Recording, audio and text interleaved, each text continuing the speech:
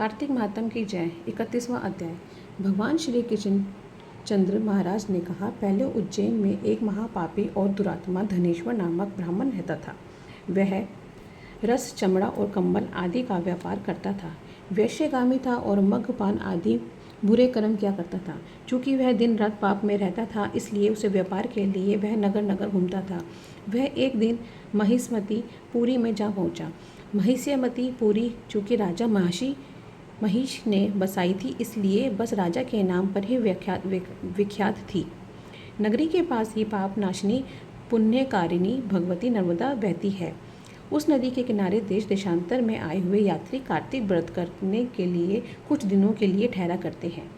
उन कार्तिक व्रत करने वाले प्राणियों को वहाँ ठहरा देखकर वह दुष्ट धनेश्वर भी इधर उधर व्यापार करता हुआ 1 मास के लिए वहाँ ठहर गया।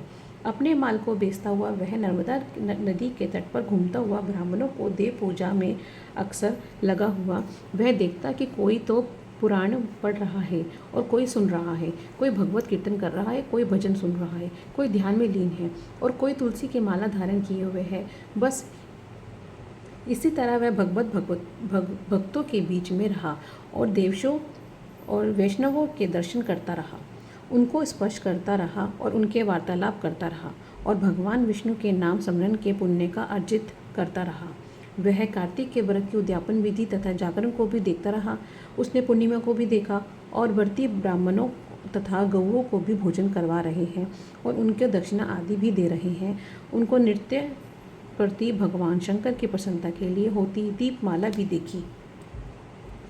त्रिपुर नामक राक्षस के 3 पुरों को भगवान शंकर ने इसी स्थिति को जलाया था। इसी कारण भगवान शिव ने भक्त इसी तिथि को दीप उत्पन्न मानते हैं। जो मनुष्य मुझ में और भगवान शंकर में अंतर मानते हैं, उसकी संपूर्ण क्रिया निष्फल हो जाती है। धनेश्वर वहाँ की पूजा विधि देखता हुआ इधर उधर घूम रहा था कि उसे एक काले सर्प ने काट लिया और वह भूमि पर गिर पड़ा। उसकी यह दशा देखकर वहाँ के दयालु भक्तों ने उसको चारों ओर से घेर लिया और उसके मुंह पर तुलसी दल मिश्रित जल की छींटे देने लगे और जब उसके प्राण निकले तब वह यम के दूत उसे बांधकर कोड़ों से मारते हुए यमपुरी को ले गए। उसे देखकर चित्रगुप्त ने यम से कहा, इसने बाल्यकाल से लेकर आज तक बुरे काम किए हैं। इसके जीवन में पुण्य तो लेश मात्र भी नहीं है।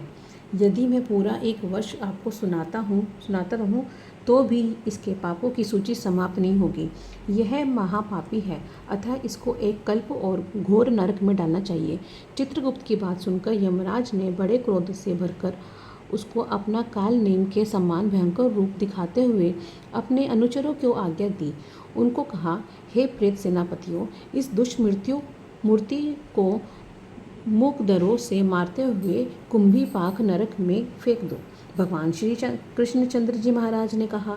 यह सुनकर प्रेत सेनापति ने मुकदरों से उनको सिर तोड़ने हुए कुंभीपाक नरक में ले जाकर खोलते हुए तेल में कढ़ाई में छोड़ दिया।